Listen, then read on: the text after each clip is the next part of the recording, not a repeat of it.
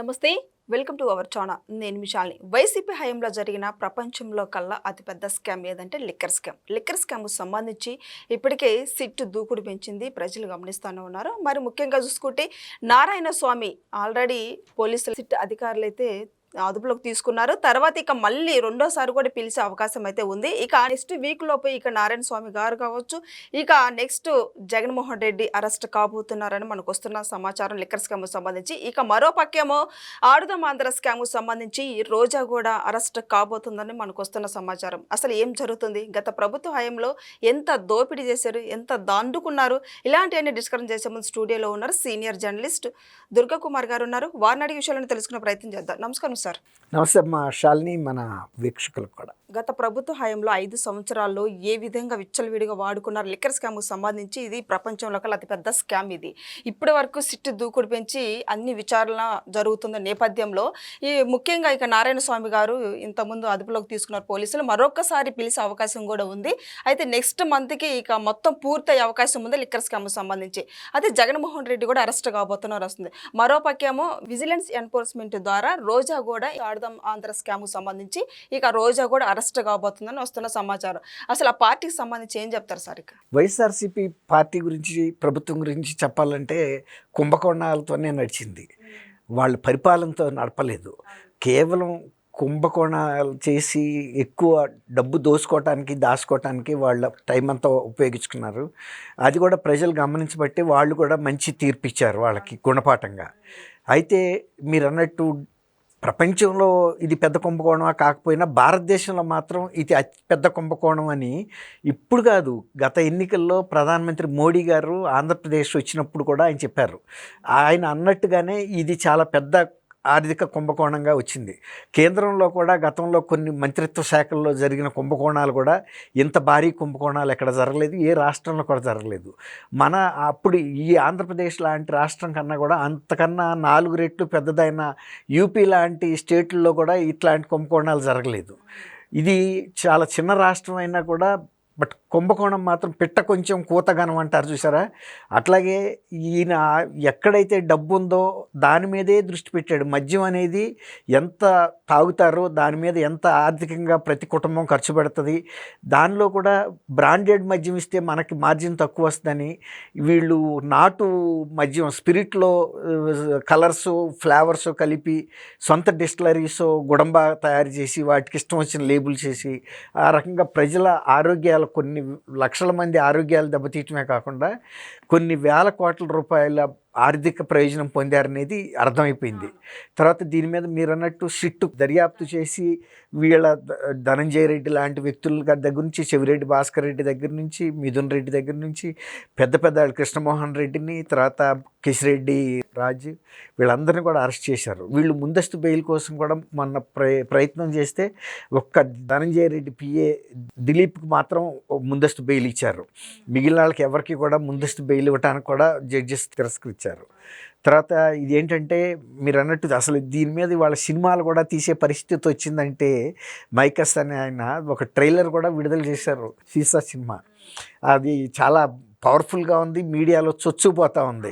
ఎందుకంటే ఈ కుంభకోణం ఎంత ఇంట్రెస్ట్ కలిగిస్తుందంటే ప్రజల్లో లబ్ధి పొందారు ఆర్థికంగా, కానీ ఇంత భారీ కుంభకోణాన్ని చాలా 5 సంవత్సరాల పాటు పగడ్బందీగా అమలు చేసి డబ్బుని దోసుకున్నారు. ఇవాళ సిట్ వచ్చిన తర్వాత ఎక్కడికక్కడ విచారణలు చేస్తే వైఎస్ఆర్సీపీలో ఇప్పుడు మీరు అన్నారు గతంలో ఆబ్కారీ మంత్రిగాను ఉప ముఖ్యమంత్రిగా ఉన్న నారాయణ స్వామి గారు ఇంట్రాగేట్ చేస్తేనే ఆయన చాలా విషయాలు బయటపెట్టాడు. ఒక రకంగా ఆయన ఊహించలా ఆయన్ని అసలు పిలుస్తారని. కానీ అంటే ఆయన ఏమనుకున్నా అంటే నేను గతంలో మాజీ ఉప ముఖ్యమంత్రిని కదా, నాకేదో పెద్ద హోదా ఉంటుంది అనుకున్నాడు అప్పుడులాగానే. కానీ పోలీసులు విచారణ చేసినప్పుడు ఆయన ఒక రకంగా చాలా విషయాలు బయటికి చెప్పాడు. తర్వాత రెండోది తన పాత్ర లేదని రుజువు చేసుకోవటానికి కూడా తాపత్రయపడ్డాడు. అయితే ఈ సందర్భంలో ఆయన కొన్ని ప్రూఫ్స్ కూడా ఇచ్చాడు. కానీ సిట్ కూడా సాక్ష్యాలని యాజ్ ఇట్ ఈజ్గా నమ్మదు. ఎందుకంటే మళ్ళీ వాళ్ళు పోల్చి చూస్తారు, ఇతను చెబుతున్న దానికి వాస్తవానికి ఏమన్నా పోలికుందా లేదా, లేకపోతే ఇతని పాత్ర ఎంత ఉందో. అయితే ఫోన్ కూడా సీజ్ చేశారు ఆయన ఫోన్లో. ఆ ఫోన్లో ఇతను ఎవరితో ఎక్కువ మాట్లాడాడు, అవసరమైతే మాట్లాడిన డేటాని కూడా తెప్పించుకునే అవకాశం సిట్ అధికారం ఉంది. తెప్పించుకుంటారు. కాబట్టి అదొకటి. ఇంకోసారి కూడా మళ్ళీ పిలుస్తారు ఇప్పుడు ఆయన్ని. ఎందుకంటే పూర్తి స్థాయి సమాచారం వాళ్ళకి అందలేదు, ఈ సమగ్రమైన పిక్చర్ కూడా రాలేదు. కాబట్టి మళ్ళీ పిలిచిన సందర్భంలో ఇంకా కొంత సమాచారాన్ని సేకరించి సెప్టెంబర్ 1st వారంలో 3వ ఛార్జ్ షీట్ కూడా దాఖలు చేస్తారు. బహుశా 3వది ఒక రకంగా ఆఖరి ఛార్జ్ షీట్ అనుకోవచ్చు.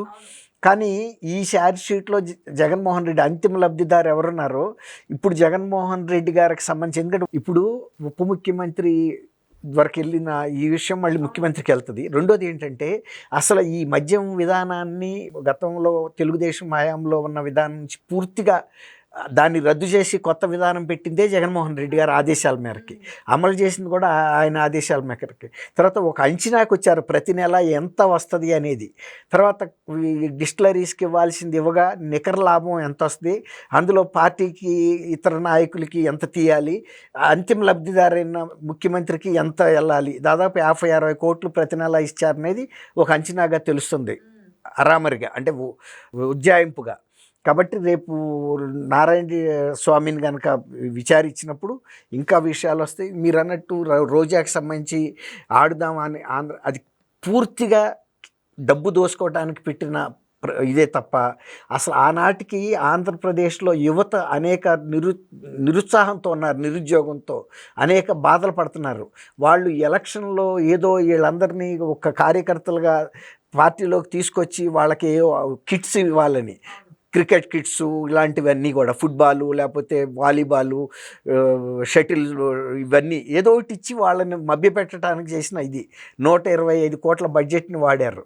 కానీ ఆ 125 కోట్లలో దాదాపు 60-70% వాళ్ళే తీసేసుకున్నారని చెబుతున్నారు. తర్వాత ఇచ్చిన కిట్స్ కూడా నాసి రకం ఇచ్చారని, ఎందుకంటే షార్ట్ టర్మ్ టెండర్స్, వాళ్ళు ఎవరిని టెండర్ పిలవకుండానే ఎవరో ఒకళ్ళ దగ్గర కొనేసేయటం, ఎందుకంటే వాళ్ళు దిగి వెళ్ళిపోతున్నారు ఒక ప్రయత్నం గెలవటానికి. కాబట్టి ఒక 125 కోట్లు అప్పుడు వైరెడ్డి సిద్ధార్థ రెడ్డి అతను కూడా షాప్ డైరెక్టర్గా ఉన్నాడు. అందుకే ఇప్పుడు ఇతను కొత్త డైరెక్టర్ రవినాయుడు కూడా దీని మీద విచారణ విజిలెన్స్ అండ్ ఎన్ఫోర్స్మెంట్ చేసింది. ఆ దర్యాప్తు నివేదికలు డీజీపీ దగ్గర, సీఎం గారి దగ్గర కూడా ఉన్నాయి.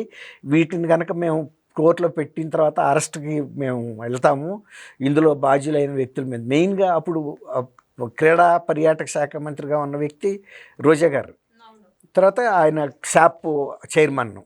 కాబట్టి ఇలాంటి కుంభకోణాలు ఇంకా కూడా వస్తాయి. ఎందుకంటే కేవలం వైఎస్ఆర్సీపీ ప్రభుత్వంలో జరిగింది ఇదే అవినీతే. కాకపోతే పోలీసులకు కూడా ఇవాళ టైం లేదు, ఎక్కువ షిట్లు వేసి ఇవన్నీ చేస్తున్నారు. ఒక్కొక్క మంత్రిత్వ శాఖలో జరిగిన ఇవన్నీ కూడా బయటకు వస్తాయి. ఇప్పుడు ఒక్కొక్కటి అట్లాగే రుషికొండ విషయం కూడా ఇప్పుడు ఎంత దారుణమైన విషయాలు బయటకు వస్తున్నాయి. ముందు కొంత అనుకున్నారు, ఈవెన్ నిర్మాణాలను కూడా నాసిరకంగా చేశారు. మద్యం ఎంత నాసిరకం ఇచ్చారో అక్కడ నిర్మాణం 540 కోట్లు ఖర్చు పెట్టి కూడా వర్షాలు లీక్ అయ్యేటట్టు, ఇంటీరియర్ అంతా పాడయ్యేటట్టుగా చేశారు. సార్, లిక్కర్ స్కామ్ సంబంధించి మొన్న నారాయణ స్వామి గారిని సిట్ అధికారులు అదుపులోకి తీసుకొని విచారిస్తుంటే నాకు తెలియదు, ఏం తెలియదు, నాకు సంబంధం లేదన్నారు. మరోసారి ఇప్పుడు సిట్ అధికారులు అదుపులోకి తీసుకుంటే ఇక నిజాలు చెప్పే అవకాశం ఉందంటారు, ఏమంటారు సార్? ఇప్పుడు సిట్ అధికారులు పిలుస్తున్నారంటే ఏదో కాఫీ టీలు ఇచ్చడానికి కాదు కదా, వాళ్ళు సేకరించినటువంటి సమాచారాన్ని ఆయన ముందు పెట్టి అడుగుతారు. అప్పుడు నో చెప్పడానికి వీల్లేదు. గతంలో వివేకానంద రెడ్డి గారి హత్య కేసులో కూడా అవినాష్ రెడ్డి గారు నాకు తెలియదు, నాకు అది అన్నాడు. కానీ ఎప్పుడైతే వాళ్ళు గూగుల్ టేక్అవుట్ లాంటి టెక్నికల్ ఎవిడెన్స్ పెట్టారో మాట్లాడలేని పరిస్థితులు పడిపోయాడు. అట్లాగే ఇప్పుడు నారాయణ స్వామి గారు కూడా సిట్ వాళ్ళు కనుక వాళ్ళు చూపిస్తున్న ఆధారాలు పెట్టిన తర్వాత నో చెప్పడానికి ఉండదు. ఖచ్చితంగా ఆధారాలు చూపిస్తున్నారు. మొన్నటికే ఆయన చాలా డౌన్ అయిపోయాడు. గతంలో ఉన్న గంభీరత లేదు, తర్వాత అంత వాదన పటిమ లేదు, తర్వాత మనిషిలో ధైర్యం, ఆత్మధైర్యం కూడా దెబ్బతింది. ఎప్పుడైనా తప్పు చేసిన వాళ్ళు ధైర్యంగా ఉండలేరమ్మా. అదే తప్పు చేయని వాళ్ళు ఎన్నిసార్లు ఎక్కడికి వెళ్ళినా వాళ్ళు ఆ ధైర్యాన్ని చూపించగలరు. సో ఇదని చూసారు కదా, ఇక లిక్కర్ స్కామ్ సంబంధించి ఇక నెక్స్ట్ వీక్ ఇది లిక్కర్ స్కామ్ సిట్ అధికారం మొత్తం కూడా ఇక పూర్తయ్యే అవకాశం ఉంది. ఇక నెక్స్ట్ అరెస్ట్ కాబోతున్నారు అంతిమ లబ్ధిదారని మనకు వస్తున్న సమాచారం. అసలు ఇంకా ఏం జరుగుతుందో నెక్స్ట్ వీడియోలో అయితే తెలుసుకుందాం. Thank you sir. Thank you అమ్మా శాలిని, మన వీక్షకులకు కూడా.